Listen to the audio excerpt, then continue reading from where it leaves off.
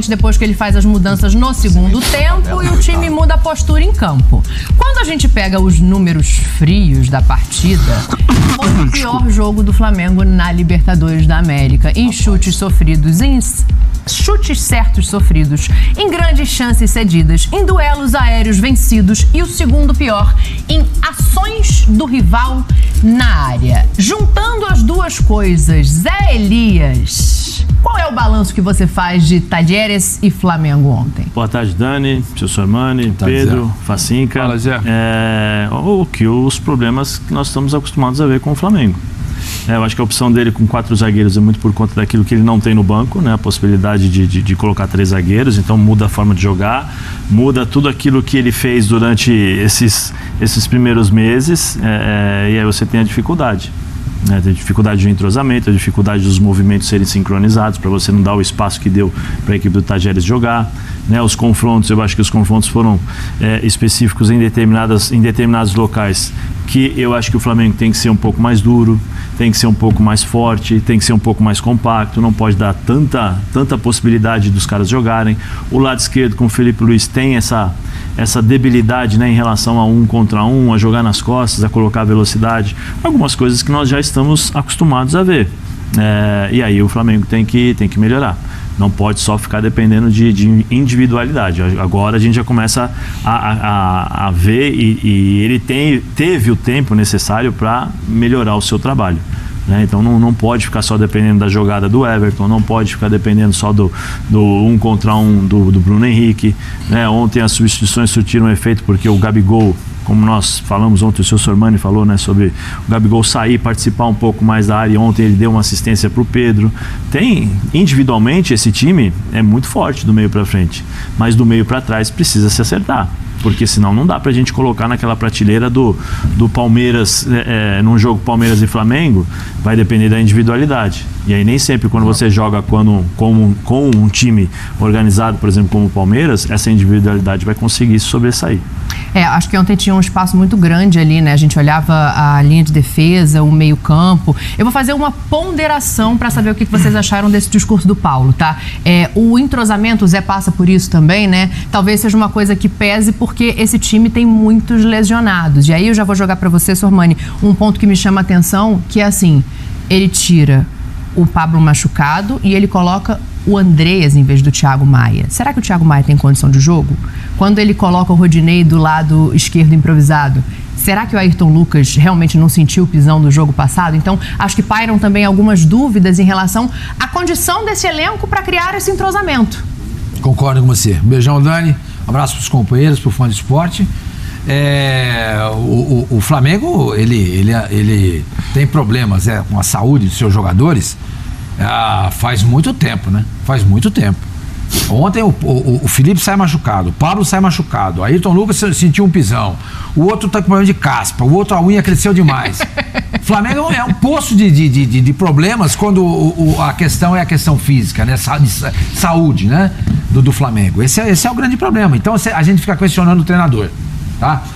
O Flamengo não jogou bem, o Flamengo não fez isso, o Flamengo não fez aquilo, e os questionamentos são corretos, mas talvez a gente não tenha ainda a dimensão dos problemas que ele enfrenta. Aquilo que você acabou de falar, você deu exemplo. O Thiago Maia tinha condição de jogar? E o Ayrton Lucas? Aí o Fabrício Bruno não volta nunca. O Pablo ficou um mês fora se recuperando de lesão, voltou a se lesionar. Sentiu a coxa. Voltou a se lesionar. Então o Bruno Henrique vive no departamento médico. O Pedro mesmo no banco também é cliente assíduo do DM do Flamengo. Então, e ele não expõe ninguém. Pelo que eu me lembro de discurso do Paulo Souza, ele nunca expôs ninguém. Então eu acho isso um negócio legal. Em relação ao que ele falou lá do jogo, o Flamengo jogou bem, tá de parabéns. Não jogou bem, nem tá de parabéns, sabe? Mas a gente compreende, porque se ele vem aqui e detona, a gente vai chegar e falar, mas isso daí não pode falar em público. Isso tem que ser falado lá no vestiário. Aí ele vem e fala o que a gente acha que ele tinha que ter falado em público e talvez no vestiário ele tenha detonado o pessoal, a gente critica. Mas eu acho que nós estamos no nosso papel, você entendeu? A gente tem que instigar sempre o objeto de análise a ser o mais contundente, responder da forma como a gente entende ser importante e necessário naquele momento a respeito do que está acontecendo. Então, eu acho que ele fez certo. Agora, se ele está com esse mesmo discurso no vestiário, esse é o problema. Esse é o problema. Se de fato ele acha isso é problema. Porque o que o Zé falou, eu concordo com ele. Esse time confrontado com Palmeiras, com Atlético e mesmo com o River numa Libertadores, do jeito que está jogando o seu sistema defensivo, é problema. Entendeu? Então ele opta pelo Arão. Todo mundo sabe que o Arão, todo mundo sabe não, mas todo mundo acha que o Arão não pode ser titular nesse momento e deixar o Thiago Maia no banco. Mas o Thiago Maia podia jogar? A gente não sabe. Nós vamos falar do Corinthians mais pra frente. E o William?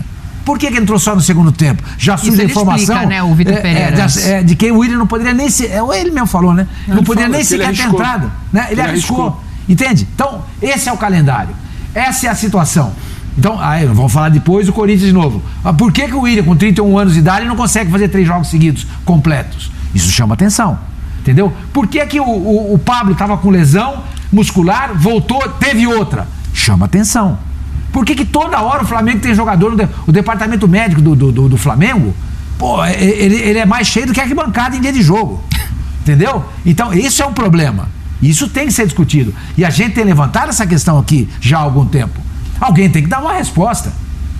Porque o Flamengo gasta um dinheiro violento, grande, por mês, com seu departamento de futebol, englobando tudo, e o treinador não consegue colocar em campo o que tem de melhor. Aí aparece um aproveitador aí querendo o cargo dele. Isso nós vamos falar daqui a pouco. Aproveitador? Você está falando de quem? Jorge Jesus. Rapaz, sacana. Segura essa aí, ele que é assunto aqui daqui a pouco, hein? Fazer que ele está fazendo é sacanagem. Ele é sacana. Vou só pontuar aqui, o Jorge Jesus ontem assistiu ao jogo na casa do Kleber Leite, ex-presidente do Flamengo, jornalistas ali também, Renato Maurício Prado, um deles, e está se falando na imprensa que o Jorge Jesus está disposto a esperar o Flamengo até o dia 20 deste mês. Já a gente entra nisso. Deixa eu só acabar esse jogo aqui, porque o Pedrinho vai ter a resposta. Esse discurso do Paulo Souza é pra fora ou ele se repete lá dentro? Ih, rapaz, eu não tenho essa resposta não. Tem problema? Boa tarde, Dani, Facicante, Sormani, Zé, Fã de Esporte. Pedrão. Assim, uma coisa que chama atenção nas entrevistas do Paulo é que ele busca sempre detalhar bastante o jogo.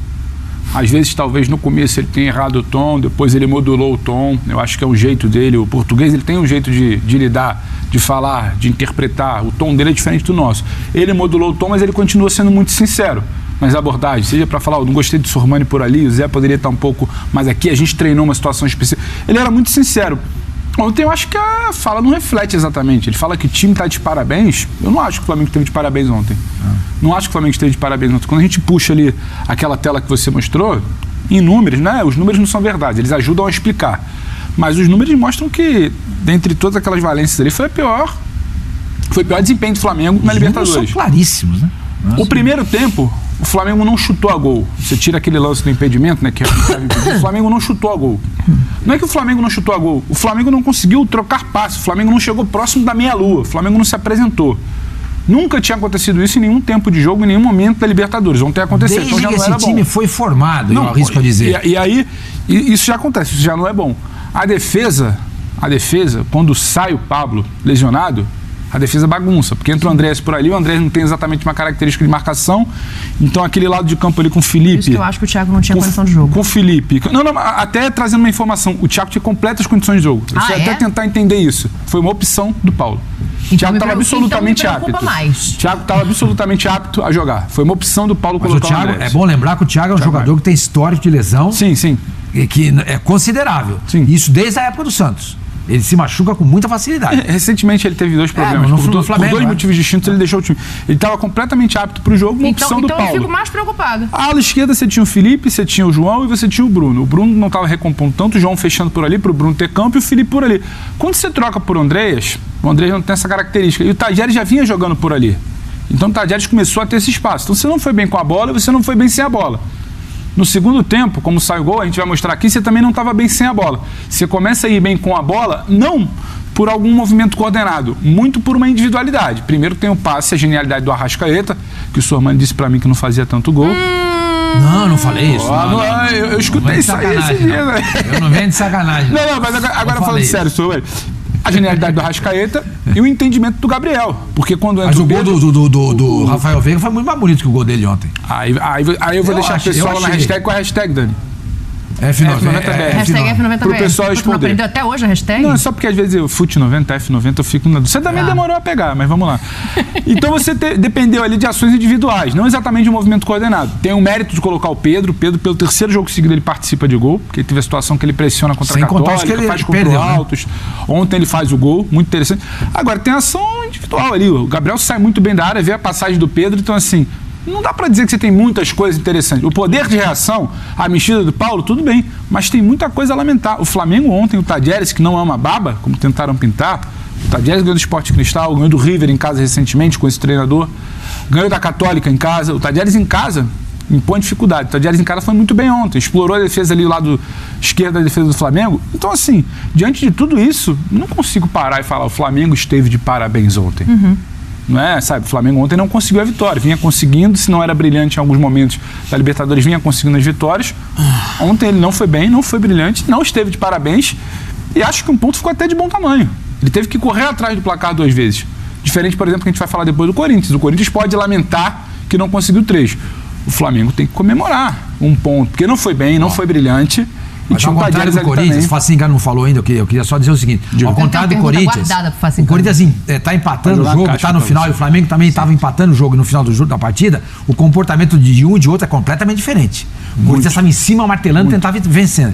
O Flamengo deu-se por satisfeito com os 2-2. Talvez por conta do histórico do jogo, né? Saiu atrás, esteve atrás 2 vezes, né? Acho que tem muita coisa pra gente tratar desse jogo especificamente, porque assim, quando você perde um zagueiro ali com pouco tempo de jogo, quero chegar no lance do gol, e isso não justifica em nada a parada da defesa, mas a sensação que eu tenho é que o gol do Tadieres é um impedimento, a gente chega já. Mas o que eu quero saber do Facincani é o seguinte.